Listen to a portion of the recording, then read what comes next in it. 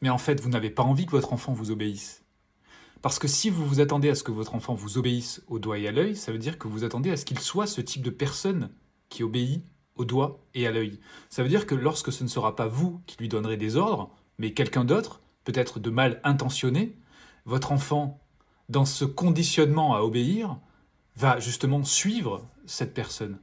Donc non, vous n'avez pas envie que votre enfant vous obéisse. Vous avez envie que votre enfant réfléchisse. Et donc vous allez discuter avec lui, vous allez lui proposer des choix. Vous allez également accompagner votre enfant lorsqu'il va commettre des erreurs. Vous allez lui proposer de réparer ses erreurs au lieu de le punir. Sans quoi, effectivement, on est encore dans ce conditionnement, c'est-à-dire que l'enfant, lorsqu'on va le punir, c'est un peu une manière de l'obliger à obéir. Mais en réalité, il n'est pas responsable quand il fait ça. Lorsqu'il répare quelque chose, oui, il est responsable de ce qu'il fait. Il prend conscience des conséquences de ses actes. Mais lorsqu'on punit, finalement, on déresponsabilise. Mais on punit parce qu'on veut de l'obéissance.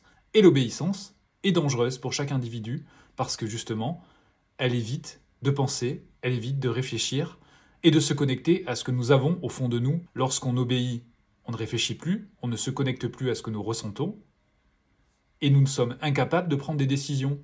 Les neurosciences ont prouvé que pour pouvoir prendre une décision, il est essentiel justement de se connecter à ce que nous ressentons. Lorsqu'on est habitué à mettre une croix sur ce que nous ressentons pour obéir à quelqu'un, on désapprend ou on n'apprend pas à prendre des décisions pour nous, mais aussi pour les autres.